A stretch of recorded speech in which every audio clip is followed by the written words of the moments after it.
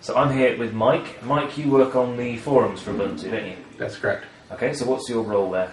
I am a forums administrator. That means I'm one of the staff that help work on the forums, keeping things like spam out, keeping the discussion civil, and just generally helping users. We have a staff of about 30 people on the forums, working in all sorts of time zones, so there's always some staff online at all times, which is pretty good because right now we're averaging between 7,000 and 10,000 users on the forums at any given time during the day. It's a really busy resource. It's a really great resource for people to find community help with Ubuntu, which is really one of the strong points of Ubuntu. Is like you don't have to go pay to get help. We have multiple channels of support, and you just can ask people, and people in the community want to help people, and that's great. And are they all volunteer administrators? They're all volunteer. Excellent. Okay, so what's new in the world of forums then? Well, since Trepid came out, since Hardy came out, we've added a thanks feature. Okay. And the advantage of that is that people who see a forum post that's particularly helpful to them can actually thank the user for posting that. And so then you can see people who have a lot of thanks are usually considered, smart people, really good people to listen to, and it's a nice thing. It's like a good pat on the back for them, I think. So that is just a plus icon or something? It's a little icon in the lower right hand of every post. If you mouse over, it'll say thank this person. Are there any new kind of ideas and things that are in the works at the moment? We're going to ship out statistics over to the Ubuntu Hall of Fame for people who get these things. Are actually going to be recognized at a higher level in the community. So we're going to ship those stats over to Daniel a couple of times a week, I think, and for that, data is updated on the Hall of Fame. Excellent. Okay. So how have you found this UDS here then? This has been a busy UDS. This has been a really, just the amount of ideas flying around, it's been fantastic. Just the talk on how they're going to change things at the development level is really exciting.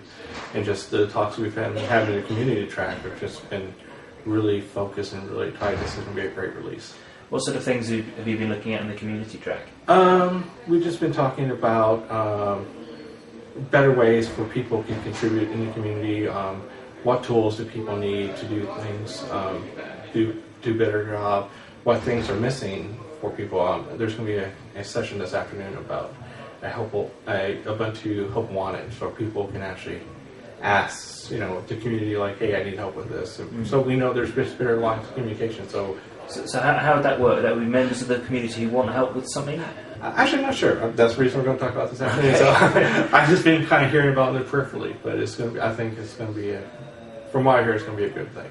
Now, you're also involved in the membership board, is that That's right? right. I'm on the last year, we instead of having a community council do memberships, we've actually separated that into 3 different boards. One in the Americas, North and South America, and one in Europe and Africa, and one for the Eurasia group. And since that time, we've been it's been a large number of people have been added to members to Ubuntu, so it's much easier for people to become members since they have so many different ways they can get it now. We've also passed on membership responsibilities off to the Ubuntu Council, and it was decided at this UDS that the Forums Council can actually approve people in the forums who do really strong forums work to be Ubuntu members. Okay, so do you have to review every membership application?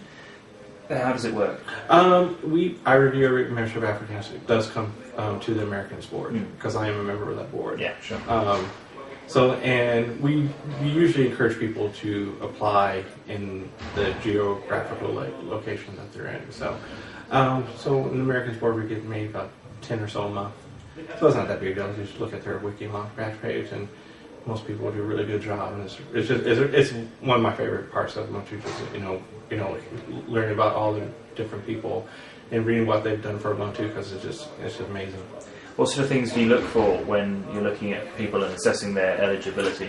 Well, it's always been sustained work in Ubuntu, so it could be doing work in the logos, and it could be doing work in their community, like their local community, just like, advocating Ubuntu, setting up help days and stuff like that.